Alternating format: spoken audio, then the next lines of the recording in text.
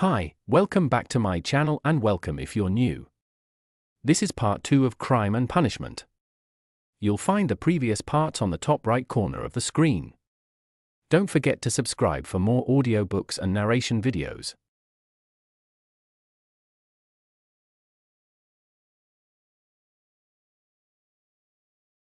A little table stood in front of the sofa. It would have been difficult to sink to a lower ebb of disorder, but to Raskolnikov in his present state of mind this was positively agreeable. He had got completely away from everyone, like a tortoise in its shell, and even the sight of a servant girl who had to wait upon him and looked sometimes into his room made him writhe with nervous irritation. He was in the condition that overtakes some monomaniacs entirely concentrated upon one thing. His landlady had for the last fortnight given up sending him in meals, and he had not yet thought of expostulating with her, though he went without his dinner. Nastasia, the cook and only servant, was rather pleased at the lodger's mood and had entirely given up sweeping and doing his room. Only once a week or so she would stray into his room with a broom. She waked him up that day. "Get up, why are you asleep?" she called to him. "It's past 9, I have brought you some tea, will you have a cup? I should think you're fairly starving?" Raskolnikov opened his eyes, started and recognized Nastasia. "From the landlady, eh?" he asked, slowly and with a sickly face sitting up on the sofa. "From the landlady, indeed." She set before him her own cracked teapot full of weak and stale tea and laid 2 yellow lumps of sugar by the side of it. "Here, Nastasia, take it please," he said, fumbling in his pocket, for he had slept in his clothes, and taking out a handful of coppers. "Run and buy me a loaf. And get me a little sausage, the cheapest, at the pork butcher's. The loaf I'll fetch you this very minute, but wouldn't you rather have some cabbage soup instead of sausage? It's capital soup, yesterday's. I saved it for you yesterday, but you came in late. It's fine soup." When the soup had been brought, and he had begun upon it, Nastasia sat down beside him on the sofa and began chatting. She was a country peasant woman and a very talkative one. "Praskovia Pavlovna means to complain to the police about you," she said. He scowled. "To the police? What does she want?" "You don't pay her money and you won't turn out of the room. That's what she wants, to be sure. The devil, that's the last straw." He muttered, grinding his teeth. "No, that would not suit me just now. She is a fool," he added aloud. "I'll go and talk to her today. Fool she is and no mistake, just as I am. But why, if you are so clever, do you lie here like a sack and have nothing to show for it? One time you used to go out, you say, to teach children. But why is it you do nothing now?" "I am doing." Raskolnikov began sullenly and reluctantly. "What are you doing?" "Work." "What sort of work?" "I am thinking," he answered seriously after a pause. Nastasia was overcome with a fit of laughter. She was given to laughter, and when anything amused her, she laughed inaudibly, quivering and shaking all over till she felt ill. "And have you made much money by your thinking?" she managed to articulate at last. "One can't go out to give lessons without boots. And I'm sick of it. Don't quarrel with your bread and butter. They pay so little for lessons.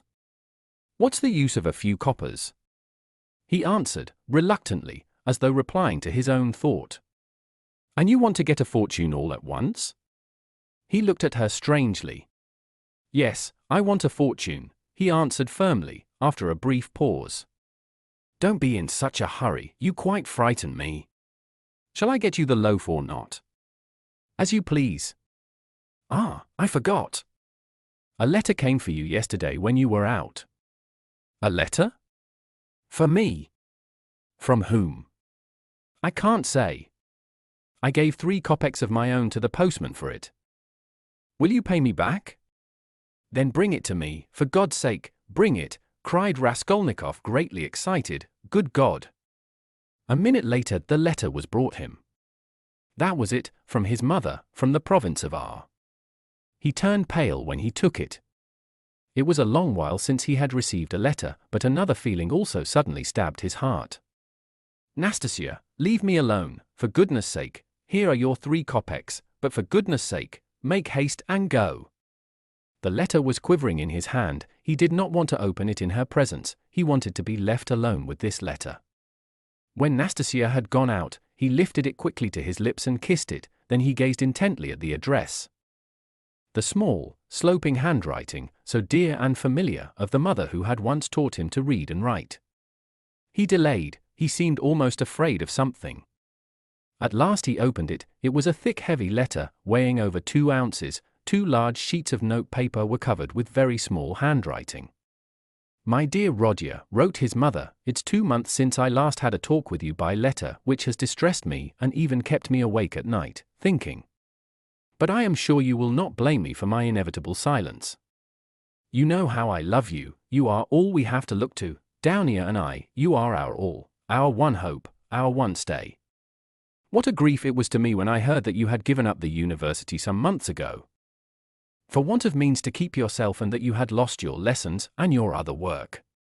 How could I help you out of my 120 rubles a year pension?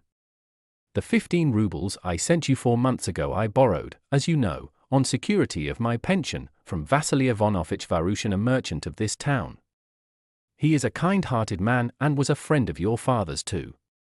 But having given him the right to receive the pension, I had to wait till the debt was paid off, and that is only just done, so that I've been unable to send you anything all this time. But now, thank God, I believe I shall be able to send you something more, and in fact, we may congratulate ourselves on our good fortune now. Of which I hasten to inform you. In the first place, would you have guessed, dear Rodya, that your sister has been living with me for the last 6 weeks, and we shall not be separated in the future? Thank God, her sufferings are over, but I will tell you everything in order, so that you may know just how everything has happened and all that we have hitherto concealed from you. When you wrote to me 2 months ago that you had heard that Downia had a great deal to put up with in the Svidrigaïlov's house, when you wrote that and asked me to tell you all about it, what could I write in answer to you? If I had written the whole truth to you, I dare say you would have thrown up everything and have come to us. Even if you had to walk all the way, for I know your character and your feelings, and you would not let your sister be insulted. I was in despair myself, but what could I do? And, besides, I did not know the whole truth myself then. What made it all so difficult was that Downia received 100 rubles in advance when she took the place as governess in their family, on condition of part of her salary being deducted every month, and so it was impossible to throw up the situation without repaying the debt. This sum, now I can explain it all to you, my precious Rodya, she took chiefly in order to send you 60 rubles, which you needed so terribly then and which you received from us last year. We deceived you then, writing that this money came from Downia's savings, but that was not so, and now I tell you all about it, because, thank God, things have suddenly changed for the better, and that you may know how Downia loves you and what a heart she has. At first indeed Mr. Svidrigaïlov treated her very rudely and used to make disrespectful and jeering remarks at table. But I don't want to go into all those painful details, so as not to worry you for nothing when it is now all over. In short, in spite of the kind and generous behavior of Marfa Petrovna, Mr. Svidrigaïlov's wife, and all the rest of the household, Downia had a very hard time, especially when Mr. Svidrigaïlov, relapsing into his old regimental habits, was under the influence of Bacchus. And how do you think it was all explained later on? Would you believe that the crazy fellow had conceived a passion for Downia from the beginning, but had concealed it under a show of rudeness and contempt? Possibly he was ashamed and horrified himself at his own flighty hopes, considering his years and his being the father of a family, and that made him angry with Downia. And possibly, too, he hoped by his rude and sneering behavior to hide the truth from others. But at last he lost all control and had the face to make Downia an open and shameful proposal, promising her all sorts of inducements and offering, besides, to throw up everything and take her to another estate of his, or even abroad. You can imagine all she went through. To leave her situation at once was impossible, not only on account of the money debt, but also to spare the feelings of Marfa Petrovna, whose suspicions would have been aroused, and then Downia would have been the cause of a rupture in the family. And it would have meant a terrible scandal for Downia too, that would have been inevitable. There were various other reasons owing to which Downia could not hope to escape from that awful house for another 6 weeks. You know Downia, of course, you know how clever she is and what a strong will she has. Downia can endure a great deal, and even in the most difficult cases she has the fortitude to maintain her firmness.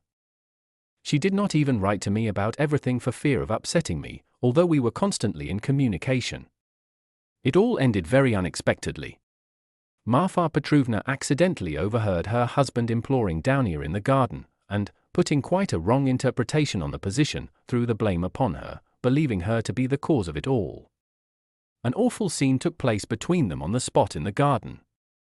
Marfa Petrovna went so far as to strike Downia, refused to hear anything, and was shouting at her for a whole hour, and then gave orders that Downia should be packed off at once to me in a plain peasant's cart, into which they flung all her things, her linen and her clothes, all pell-mell, without folding it up and packing it.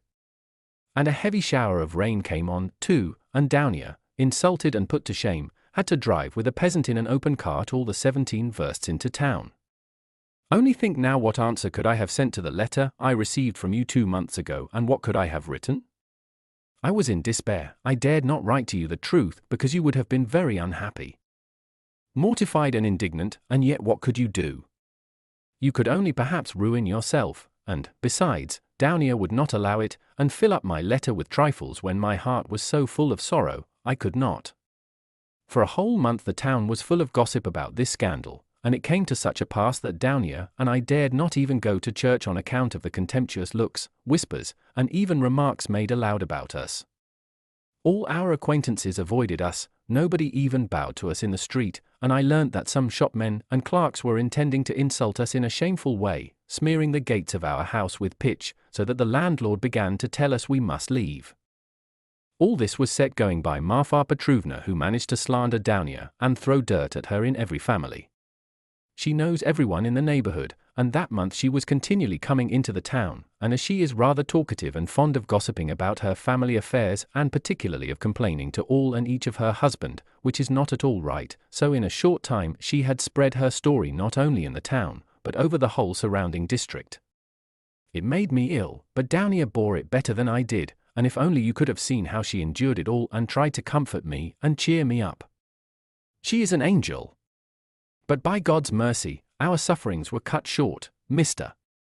Svidrigailov returned to his senses and repented, and, probably feeling sorry for Downia, he laid before Marfa Petrovna a complete and unmistakable proof of Downia's innocence, in the form of a letter Downia had been forced to write and give to him, before Marfa Petrovna came upon them in the garden. This letter, which remained in Mr. Svidrigailov's hands after her departure, she had written to refuse personal explanations and secret interviews, for which he was entreating her. In that letter she reproached him with great heat and indignation for the baseness of his behavior in regard to Marfa Petrovna, reminding him that he was the father and head of a family, and telling him how infamous it was of him to torment and make unhappy a defenseless girl. Unhappy enough already. Indeed, dear Rodya, the letter was so nobly and touchingly written that I sobbed when I read it, and to this day I cannot read it without tears. Moreover, the evidence of the servants, too, cleared Downia's reputation. They had seen and known a great deal more than Mr. Svidrigailov had himself supposed, as indeed is always the case with servants. Marfa Petrovna was completely taken aback, and again crushed, as she said herself to us, but she was completely convinced of Downia's innocence. The very next day, being Sunday, she went straight to the cathedral, knelt down and prayed with tears to Our Lady to give her strength to bear this new trial and to do her duty. Then she came straight from the cathedral to us, told us the whole story, wept bitterly, and, fully penitent, she embraced Downia and besought her to forgive her.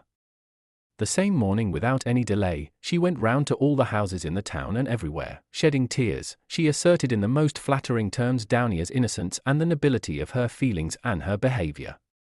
What was more, she showed and read to everyone the letter in Downia's own handwriting to Mr. Svidrigailov, and even allowed them to take copies of it, which I must say I think was superfluous.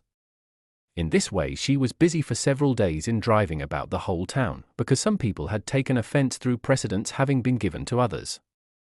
And therefore they had to take turns, so that in every house she was expected before she arrived, and everyone knew that on such and such a day Marfa Petrovna would be reading the letter in such and such a place, and people assembled for every reading of it, even many who had heard it several times already, both in their own houses and in other people's.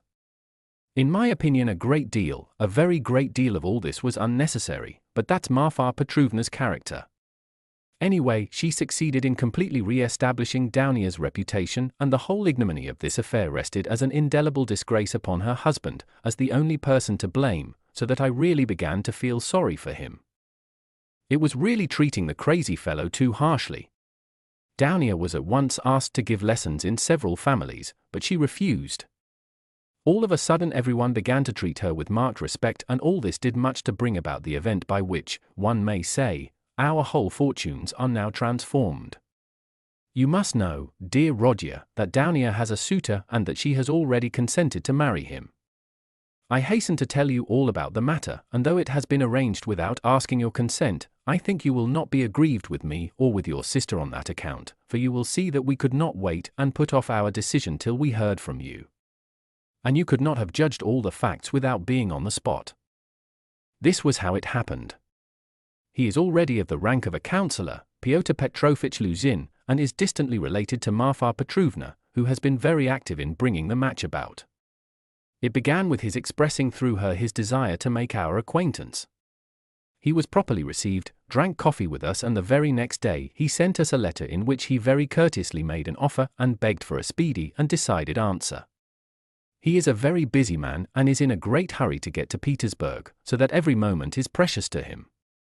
At first, of course, we were greatly surprised, as it had all happened so quickly and unexpectedly. We thought and talked it over the whole day. He is a well-to-do man, to be depended upon. He has 2 posts in the government and has already made his fortune. It is true that he is 45 years old, but he is of a fairly prepossessing appearance and might still be thought attractive by women, and he is altogether a very respectable and presentable man, only he seems a little morose and somewhat conceited. But possibly that may only be the impression he makes at first sight. And beware, dear Rodia, when he comes to Petersburg, as he shortly will do, beware of judging him too hastily and severely, as your way is, if there is anything you do not like in him at first sight.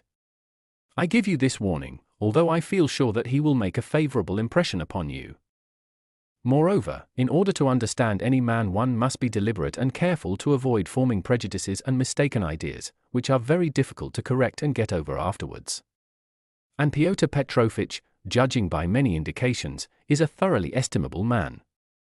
At his first visit, indeed, he told us that he was a practical man, but still he shares, as he expressed it, many of the convictions of our most rising generation, and he is an opponent of all prejudices. He said a good deal more, for he seems a little conceited and likes to be listened to, but this is scarcely a vice. I, of course, understood very little of it, but Dounia explained to me that, though he is not a man of great education, he is clever and seems to be good-natured. You know your sister's character, Rodia. She is a resolute, sensible, patient and generous girl, but she has a passionate heart, as I know very well.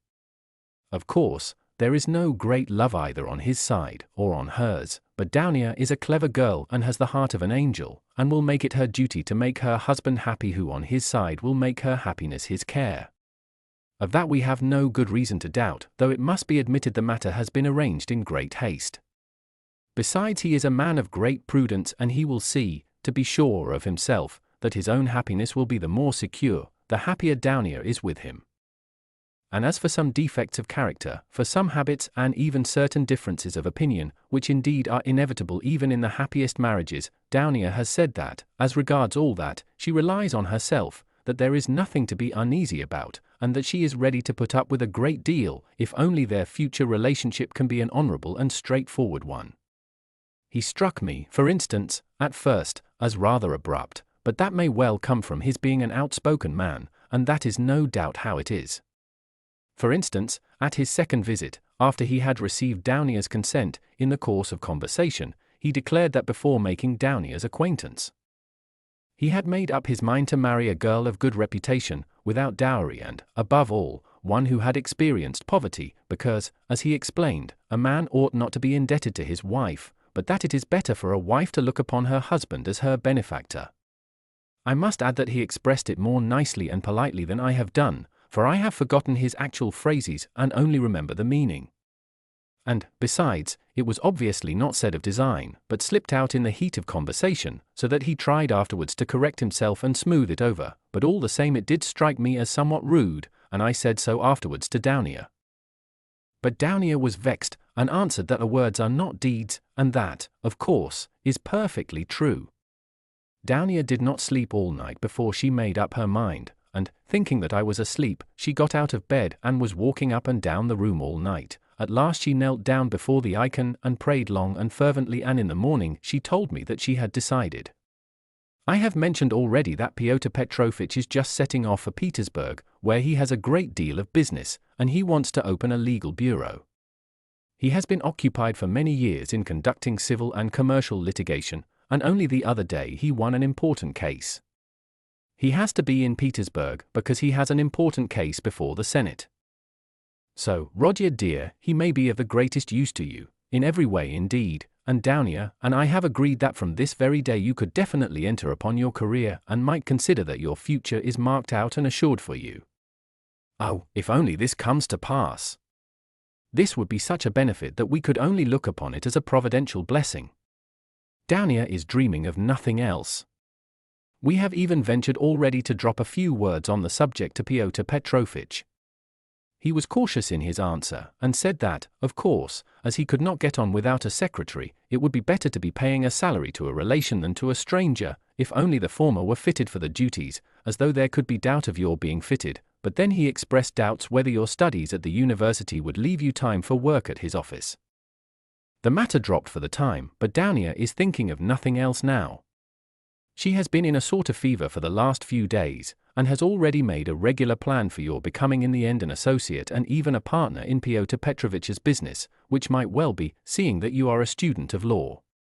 I am in complete agreement with her, Roger, and share all her plans and hopes, and think there is every probability of realizing them.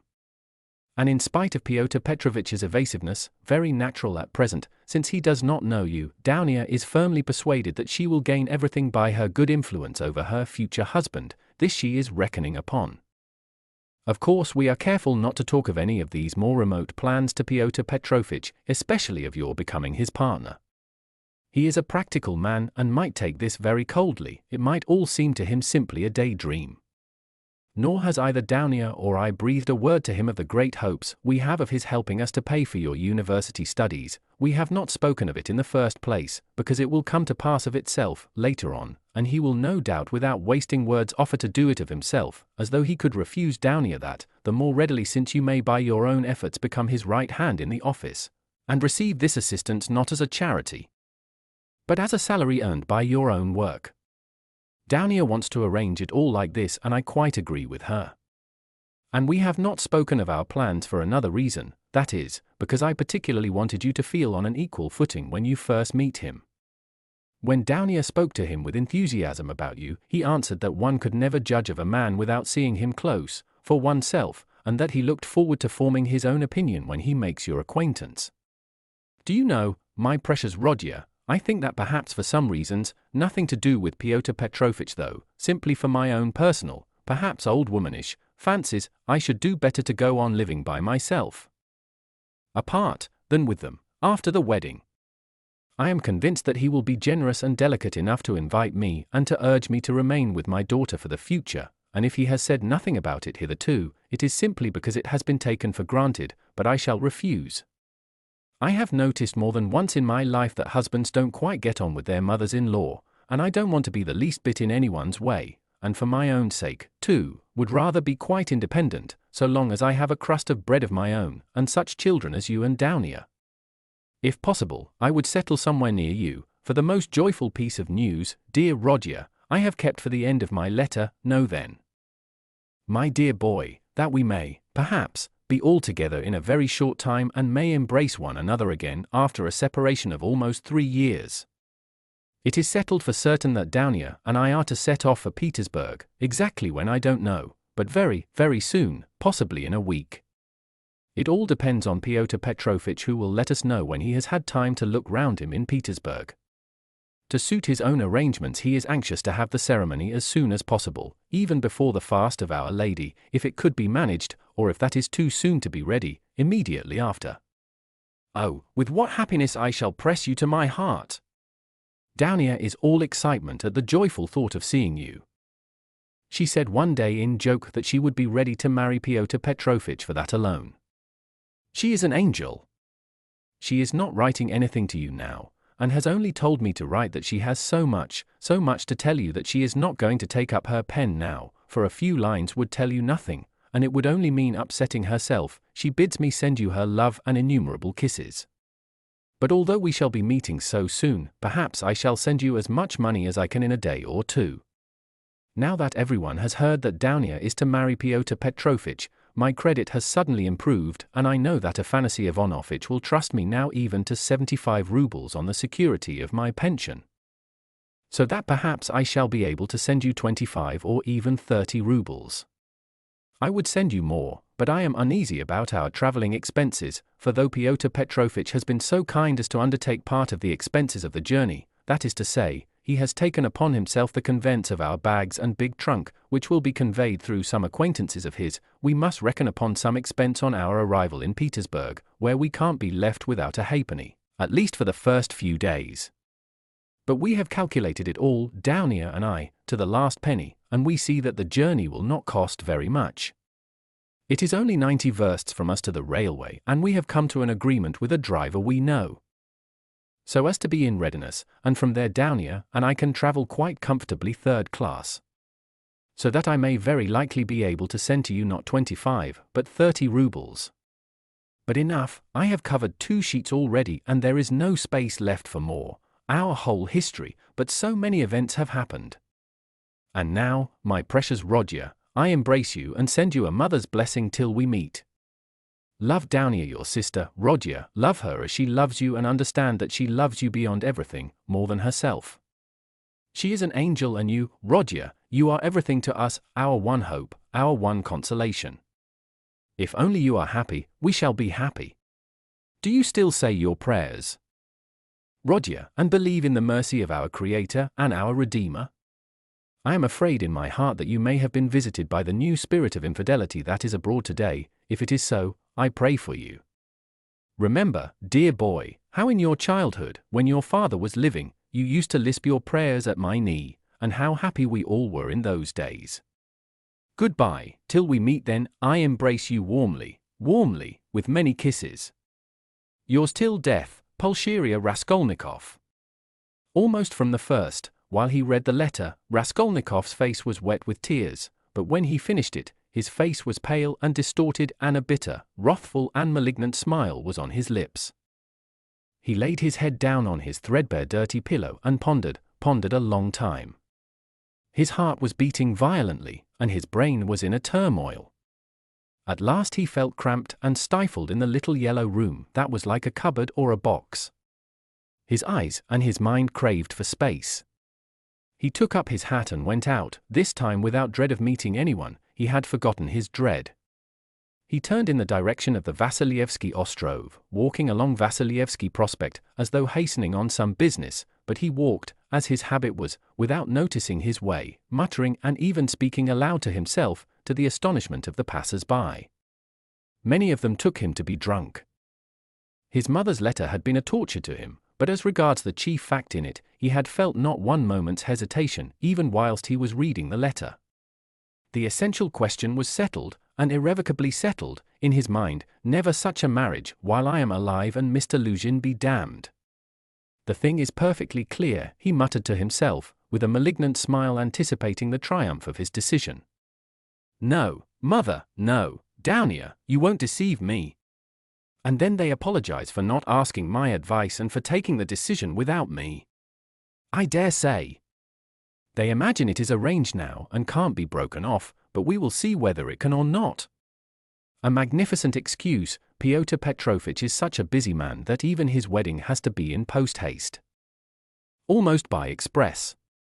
No, Downia, I see it all and I know what you want to say to me, and I know too what you were thinking about when you walked up and down all night, and what your prayers were like before the Holy Mother of Kazan who stands in Mother's bedroom.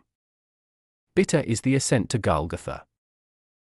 So it is finally settled, you have determined to marry a sensible business man, Avdotya Romanovna, one who has a fortune, has already made his fortune, that is so much more solid and impressive, a man who holds 2 government posts and who shares the ideas of our most rising generation, as Mother writes, and who seems to be kind, as Downier herself observes. That seems beats everything. And that very Downier for that very seems is marrying him. Splendid. Splendid. But I should like to know why Mother has written to me about our most rising generation? Simply as a descriptive touch, or with the idea of prepossessing me in favor of Mr. Luzhin? Oh, the cunning of them! I should like to know one thing more, how far they were open with one another that day and night and all this time since. Was it all put into words, or did both understand that they had the same thing at heart and in their minds, so that there was no need to speak of it aloud, and better not to speak of it? Most likely it was partly like that. From Mother's letter it's evident, he struck her as rude a little, and Mother in her simplicity took her observations to Downier. And she was sure to be vexed and answered her angrily. I should think so. Who would not be angered when it was quite clear without any naive questions, and when it was understood that it was useless to discuss it? And why does she write to me, love Downier, Rodya, and she loves you more than herself? Has she a secret conscience prick at sacrificing her daughter to her son? You are our one comfort, you are everything to us. Oh, Mother! His bitterness grew more and more intense, and if he had happened to meet Mr. Luzhin at the moment, he might have murdered him. Yes, that's true, he continued, pursuing the whirling ideas that chased each other in his brain. It is true that it needs time and care to get to know a man, but there is no mistake about Mr. Luzhin. The chief thing is he is a man of business and seems kind. That was something, wasn't it, to send the bags and big box for them? A kind man. No doubt after that. But his bride and her mother are to drive in a peasant's cart covered with sacking. I know, I have been driven in it. No matter. It is only 90 versts and then they can travel very comfortably, 3rd class, for 1,000 versts. Quite right, too. One must cut one's coat according to one's cloth, but what about you, Mr. Luzhin? She is your bride. And you must be aware that her mother has to raise money on her pension for the journey. To be sure it's a matter of business, a partnership for mutual benefit, with equal shares and expenses, food and drink provided, but pay for your tobacco. The businessman has got the better of them, too. The luggage will cost less than their fares and very likely go for nothing. How is it that they don't both see all that, or is it that they don't want to see? And they are pleased. And to think that this is only the first blossoming, and that the real fruits are to come. But what really matters is not the stinginess, is not the meanness, but the tone of the whole thing. For that will be the tone after marriage, it's a foretaste of it. And Mother too, why should she be so lavish? What will she have by the time she gets to Petersburg? 3 silver rubles or 2 paper ones, as she says. That old woman, What does she expect to live upon in Petersburg afterwards?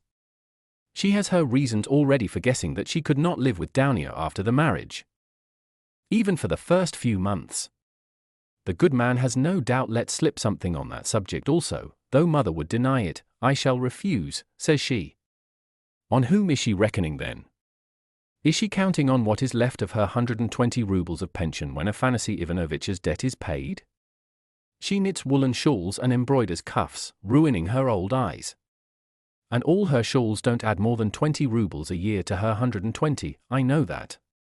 So she is building all her hopes all the time on Mr. Luzhin's generosity. He will offer it of himself, he will press it on me.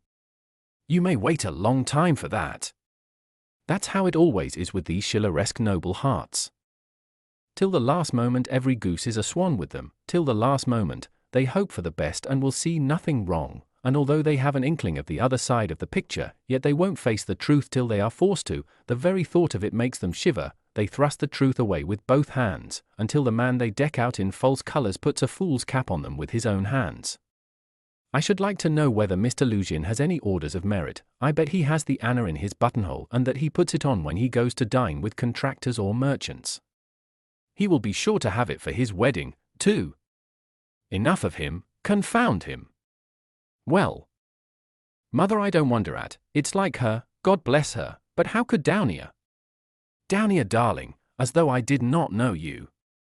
You were nearly 20 when I saw you last, I understood you then. Mother writes that Downia can put up with a great deal. I know that very well. I knew that 2.5 years ago, and for the last 2.5 years I have been thinking about it, thinking of just that Downia can put up with a great deal. If she could put up with Mr. Svidrigailov and all the rest of it, she certainly can put up with a great deal. And now Mother and she have taken it into their heads that she can put up with Mr. Luzhin, who propounds the theory of the superiority of wives raised from destitution and owing everything to their husband's bounty, who propounds it. 2. Almost at the first interview. Granted that he had let it slip, though he is a sensible man, yet maybe it was not a slip at all, but he meant to make himself clear as soon as possible. But Downia. She understands the man, of course, but she will have to live with the man.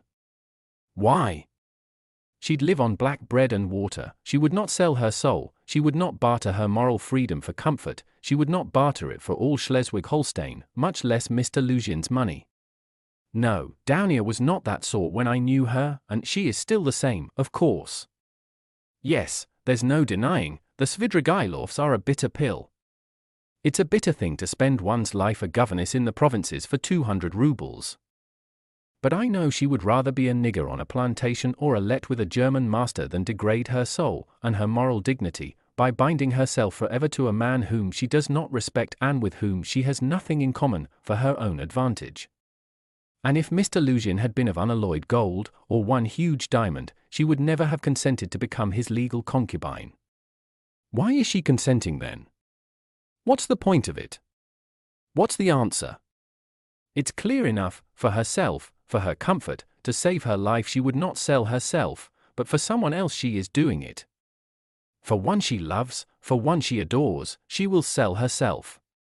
That's what it all amounts to, for her brother. For her mother, she will sell herself. She will sell everything. In such cases, we overcome our moral feeling if necessary, freedom, peace, conscience even, all are brought into the market. Let my life go, if only my dear ones may be happy.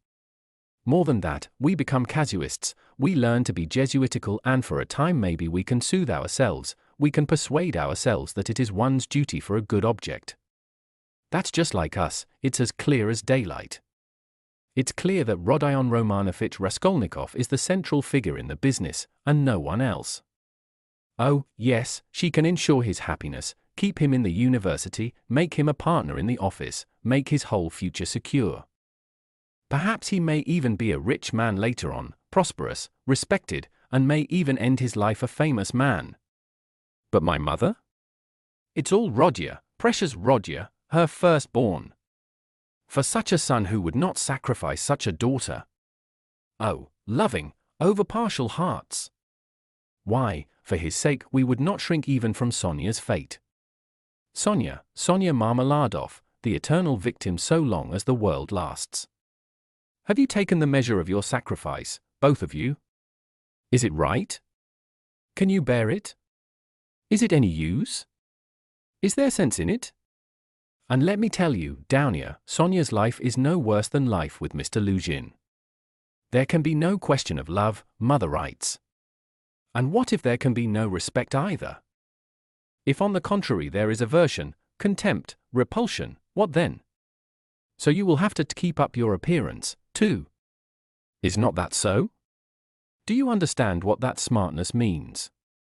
Do you understand that the Luzhin smartness is just the same thing as Sonia's and maybe worse, viler, baser, because in your case, Downia, it's a bargain for luxuries, after all, but with Sonia it's simply a question of starvation. It has to be paid for, Downia, this smartness.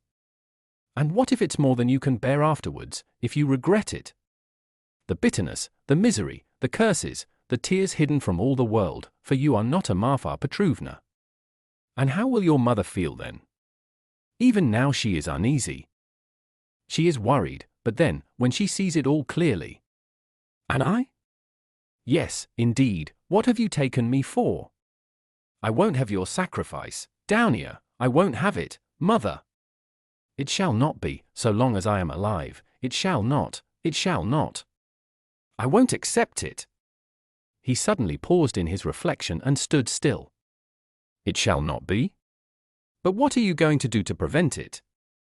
You'll forbid it? And what right have you? What can you promise them on your side to give you such a right? Your whole life, your whole future, you will devote to them when you have finished your studies and obtained a post. Yes, we have heard all that before, and that's all words, but now? Now something must be done, now, do you understand that? And what are you doing now? You are living upon them. They borrow on their 100 rubles pension. They borrow from the Svidrigailovs. How are you going to save them from Svidrigailovs, from Afanasy Ivanovich Varushin, future millionaire Zeus who would arrange their lives for them? In another 10 years? In another 10 years, mother will be blind with knitting shawls, maybe with weeping too. She will be worn to a shadow with fasting, and my sister? Imagine for a moment what may have become of your sister in 10 years? What may happen to her during those 10 years? Can you fancy? So he tortured himself, fretting himself with such questions, and finding a kind of enjoyment in it. And yet all these questions were not new ones suddenly confronting him, they were old familiar aches. It was long since they had first begun to grip and rend his heart. Long, long ago his present anguish had its first beginnings, it had waxed and gathered strength, it had matured and concentrated, until it had taken the form of a fearful, frenzied, and fantastic question, which tortured his heart and mind, clamoring insistently for an answer. Now his mother's letter had burst on him like a thunderclap. It was clear that he must not now suffer passively, worrying himself over unsolved questions, but that he must do something. Do it at once, and do it quickly. Anyway, he must decide on something, or else. Or throw up life altogether? He cried suddenly, in a frenzy, accept one's lot humbly as it is, once for all, and stifle everything in oneself, giving up all claim to activity, life and love. Do you understand, sir, do you understand what it means when you have absolutely nowhere to turn? Marmeladov's question came suddenly into his mind, for every man must have somewhere to turn. He gave a sudden start, another thought, that he had had yesterday, slipped back into his mind. But he did not start at the thought recurring to him, for he knew, he had felt beforehand, that it must come back. He was expecting it, besides it was not only yesterday's thought. The difference was that a month ago, yesterday even, the thought was a mere dream, but now it appeared not a dream at all, it had taken a new menacing and quite unfamiliar shape, and he suddenly became aware of this himself. He felt a hammering in his head, and there was a darkness before his eyes. He looked round hurriedly, he was searching for something. He wanted to sit down and was looking for a seat, he was walking along the quay, boulevard. There was a seat about 100 paces in front of him. He walked towards it as fast he could, but on the way he met with a little adventure which absorbed all his attention. Looking for the seat, he had noticed a woman walking some 20 paces in front of him, but at first he took no more notice of her than of other objects that crossed his path. It had happened to him many times going home not to notice the road by which he was going, and he was accustomed to walk like that. But there was at first sight something so strange about the woman in front of him, that gradually his attention was riveted upon her, at first reluctantly and, as it were, resentfully, and then more and more intently. He felt a sudden desire to find out what it was that was so strange about the woman. In the first place, she appeared to be a girl quite young, and she was walking in the great heat bareheaded and with no parasol or gloves, waving her arms about in an absurd way. She had on a dress of some light silky material, but put on strangely awry, not properly hooked up, and torn open at the top of the skirt, close to the waist, a great piece was rent and hanging loose. A little kerchief was flung about her bare throat, but lay slanting on one side. The girl was walking unsteadily, too, stumbling and staggering from side to side. She drew Raskolnikov's whole attention at last. He overtook the girl at the seat, but, on reaching it, she dropped down on it, in the corner, she let her head sink on the back of the seat and closed her eyes, apparently in extreme exhaustion. Looking at her closely, he saw at once that she was completely drunk. It was a strange and shocking sight. He could hardly believe that he was not mistaken. He saw before him the face of a quite young, fair-haired girl, 16, perhaps not more than 15 years old, pretty little face, but flushed and heavy-looking and, as it were, swollen. The girl seemed hardly to know what she was doing. She crossed one leg over the other, lifting it indecorously, and showed every sign of being unconscious that she was in the street. Raskolnikov did not sit down, but he felt unwilling to leave her, and stood facing her in perplexity. This boulevard was never much frequented, and now, at 2 o'clock, in the stifling heat, it was quite deserted. And yet on the further side of the boulevard, about 15 paces away, a gentleman was standing on the edge of the pavement. He, too, would apparently have liked to approach the girl with some object of his own. He, too, had probably seen her in the distance and had followed her, but found Raskolnikov in his way. He looked angrily at him, though he tried to escape his notice, and stood impatiently biding his time, till the unwelcome man in rags should have moved away. His intentions were unmistakable. The gentleman was a plump, thickly-set man, about 30, fashionably dressed, with a high color, red lips and moustaches. Raskolnikov felt furious. He had a sudden longing to insult this fat dandy in some way. He left the girl for a moment and walked towards the gentleman. "Hey! You Svidrigailov! What do you want here?"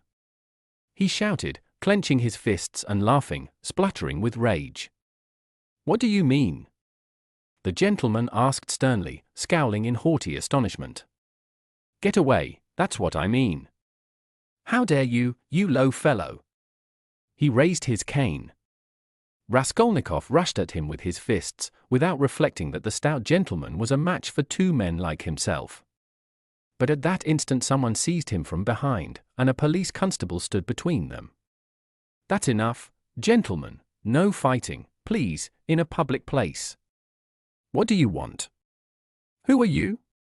he asked Raskolnikov sternly, noticing his rags. Raskolnikov looked at him intently. He had a straightforward, sensible, soldierly face, with grey moustaches and whiskers. "You are just the man I want," Raskolnikov cried, catching at his arm. "I am a student, Raskolnikov. You may as well know that too," he added, addressing the gentleman. "Come along, I have something to show you." And taking the policeman by the hand, he drew him towards the seat. "Look here, hopelessly drunk, and she has just come down the boulevard. There is no telling who and what she is. She does not look like a professional. It's more likely she has been given drink and deceived somewhere for the first time, you understand? And they've put her out into the street like that. Look at the way her dress is torn. And the way it has been put on. She has been dressed by somebody. She has not dressed herself, and dressed by unpracticed hands, by a man's hands, that's evident. And now look there, I don't know that dandy with whom I was going to fight. I see him for the first time, but he, too, has seen her on the road, just now, drunk, not knowing what she is doing, and now he is very eager to get hold of her, to get her away somewhere while she is in this state. That's certain, believe me, I am not wrong. I saw him myself watching her and following her, but I prevented him, and he is just waiting for me to go away. Now he has walked away a little, and is standing still, pretending to make a cigarette. Think, how can we keep her out of his hands, and how are we to get her home?" The policeman saw it all in a flash. The stout gentleman was easy to understand. He turned to consider the girl. The policeman bent over to examine her more closely, and his face worked with genuine compassion. "Ah, what a pity!" he said, shaking his head. "Why, she is quite a child. She has been deceived, you can see that at once. Listen, lady," he began, addressing her, "where do you live?"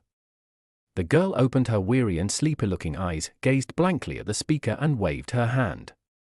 "Here," said Raskolnikov, feeling in his pocket and finding 20 kopecks. "Here, call a cab and tell him to drive her to her address."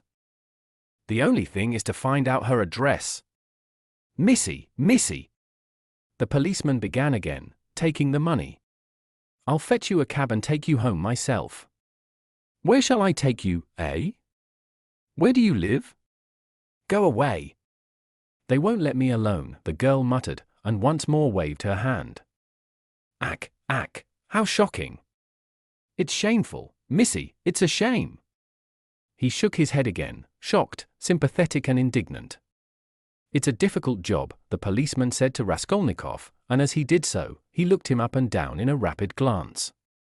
He, too, must have seemed a strange figure to him, dressed in rags and handing him money. "Did you meet her far from here?" he asked him. "I tell you she was walking in front of me. Staggering, just here, in the boulevard. She only just reached the seat and sank down on it. Ah, the shameful things that are done in the world nowadays, God have mercy on us. An innocent creature like that, drunk already. She has been deceived, that's a sure thing. See how her dress has been torn too. Ah, the vice one sees nowadays. And as likely as not she belongs to gentlefolk too, poor ones maybe. There are many like that nowadays. She looks refined, too, as though she were a lady," and he bent over her once more. Perhaps he had daughters growing up like that, looking like ladies and refined with pretensions to gentility and smartness. The chief thing is, Raskolnikov persisted, to keep her out of this scoundrel's hands. Why should he outrage her? It's as clear as day what he is after. Ah, the brute, he is not moving off. Raskolnikov spoke aloud and pointed to him. The gentleman heard him, and seemed about to fly into a rage again, but thought better of it, and confined himself to a contemptuous look. He then walked slowly another 10 paces away and again halted. "Keep her out of his hands we can," said the constable thoughtfully, "if only she'd tell us where to take her, but as it is. Missy, hey, Missy!" He bent over her once more. She opened her eyes fully all of a sudden, looked at him intently, as though realizing something. Got up from the seat and walked away in the direction from which she had come. "Oh, shameful wretches, they won't let me alone," she said, waving her hand again. She walked quickly, though staggering as before. The dandy followed her, but along another avenue, keeping his eye on her. "Don't be anxious, I won't let him have her," the policeman said resolutely, and he set off after them. "Ah, the vice one sees nowadays," he repeated aloud, sighing. At that moment something seemed to sting Raskolnikov. In an instant a complete revulsion of feeling came over him. "Hey, here!" he shouted after the policeman. The latter turned round. "Let them be. What is it to do with you? Let her go. Let him amuse himself." He pointed at the dandy. "What is it to do with you?" The policeman was bewildered, and stared at him open-eyed. Raskolnikov laughed. "Well," ejaculated the policeman, with a gesture of contempt, and he walked after the dandy and the girl, probably taking Raskolnikov for a madman or something even worse.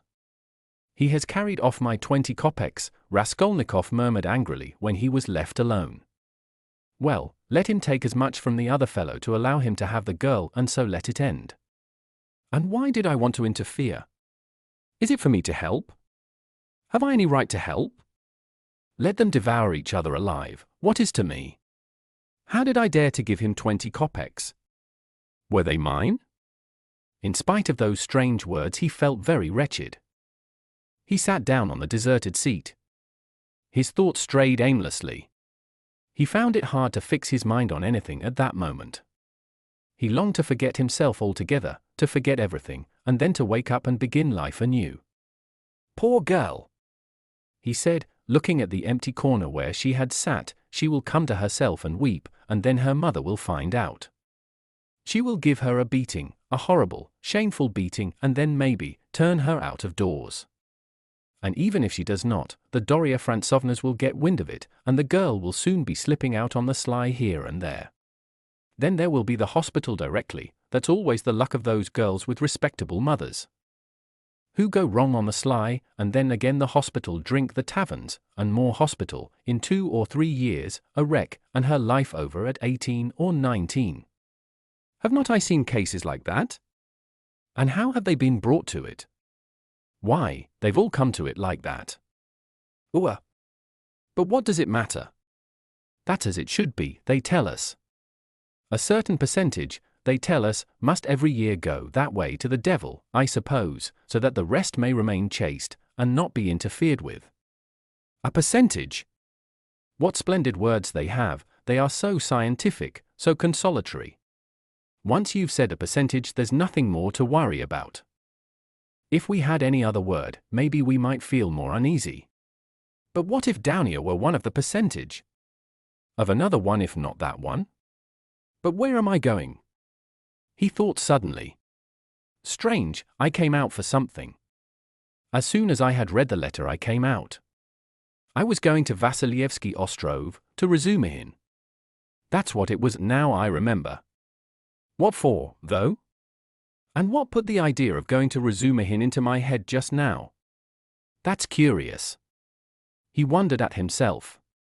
Razumihin was one of his old comrades at the university. It was remarkable that Raskolnikov had hardly any friends at the university. He kept aloof from everyone, went to see no one, and did not welcome anyone who came to see him. And indeed everyone soon gave him up. He took no part in the students' gatherings, amusements, or conversations. He worked with great intensity without sparing himself, and he was respected for this, but no one liked him. He was very poor, and there was a sort of haughty pride and reserve about him, as though he were keeping something to himself. He seemed to some of his comrades to look down upon them all as children, as though he were superior in development, knowledge and convictions, as though their beliefs and interests were beneath him. With Razumihin he had got on, or, at least, he was more unreserved and communicative with him. Indeed, it was impossible to be on any other terms with Razumihin. He was an exceptionally good-humored and candid youth, good-natured to the point of simplicity, though both depth and dignity lay concealed under that simplicity. The better of his comrades understood this, and all were fond of him. He was extremely intelligent, though he was certainly rather a simpleton at times. He was of striking appearance, tall, thin, black-haired, and always badly shaved. He was sometimes uproarious and was reputed to be of great physical strength. One night, when out in a festive company, he had with one blow laid a gigantic policeman on his back. There was no limit to his drinking powers, but he could abstain from drink altogether. He sometimes went too far in his pranks. But he could do without pranks altogether. Another thing striking about Razumihin, no failure distressed him, and it seemed as though no unfavorable circumstances could crush him. He could lodge anywhere, and bear the extremes of cold and hunger. He was very poor, and kept himself entirely on what he could earn by work of one sort or another. He knew of no end of resources by which to earn money. He spent one whole winter without lighting his stove, and used to declare that he liked it better because one slept more soundly in the cold. For the present he, too, had been obliged to give up the university, but it was only for a time, and he was working with all his might to save enough to return to his studies again. Raskolnikov had not been to see him for the last 4 months, and Razumihin did not even know his address. About 2 months before, they had met in the street, but Raskolnikov had turned away and even crossed to the other side that he might not be observed. And though Razumihin noticed him, he passed him by, as he did not want to annoy him. Of course, I've been meaning lately to go to Razumihin's to ask for work, to ask him to get me lessons or something. Raskolnikov thought, but what help can he be to me now? Suppose he gets me lessons, suppose he shares his last farthing with me, if he has any farthings, so that I could get some boots and make myself tidy enough to give lessons. Well, and what then? What shall I do with the few coppers I earn? That's not what I want now. It's really absurd for me to go to Razumihin. The question why he was now going to Razumihin agitated him even more than he was himself aware. He kept uneasily seeking for some sinister significance in this apparently ordinary action. Could I have expected to set it all straight and to find a way out by means of Razumihin alone? He asked himself in perplexity. He pondered and rubbed his forehead, and, strange to say, after long musing, suddenly, as if it were spontaneously and by chance, a fantastic thought came into his head. To Razumihin's, he said all at once. Calmly, as though he had reached a final determination. I shall go to Razumihin's, of course, but not now. I shall go to him on the next day after it, when it will be over and everything will begin afresh. And suddenly he realized what he was thinking. After it, he shouted, jumping up from the seat, but is it really going to happen? Is it possible it really will happen? He left the seat, and went off almost at a run. He meant to turn back, homewards, but the thought of going home suddenly filled him with intense loathing. In that hole, in that awful little cupboard of his, all this had for a month past been growing up in him, and he walked on at random. His nervous shudder had passed into a fever that made him feel shivering. In spite of the heat, he felt cold. With a kind of effort, he began almost unconsciously, from some inner craving, to stare at all the objects before him, as though looking for something to distract his attention, but he did not succeed, and kept dropping every moment into brooding. When with a start he lifted his head again and looked round, he forgot at once what he had just been thinking about and even where he was going. In this way he walked right across Vasilievsky Ostrov, came out onto the Lesser Neva, crossed the bridge and turned towards the islands. The greenness and freshness were at first restful to his weary eyes after the dust of the town and the huge houses that hemmed him in and weighed upon him. Here there were no taverns, no stifling closeness, no stench. But soon these new pleasant sensations passed into morbid irritability. Sometimes he stood still before a brightly painted summer villa standing among green foliage. He gazed through the fence. He saw in the distance smartly dressed women on the verandas and balconies, and children running in the gardens. The flowers especially caught his attention. He gazed at them longer than at anything. He was met, too, by luxurious carriages and by men and women on horseback. He watched them with curious eyes and forgot about them before they had vanished from his sight.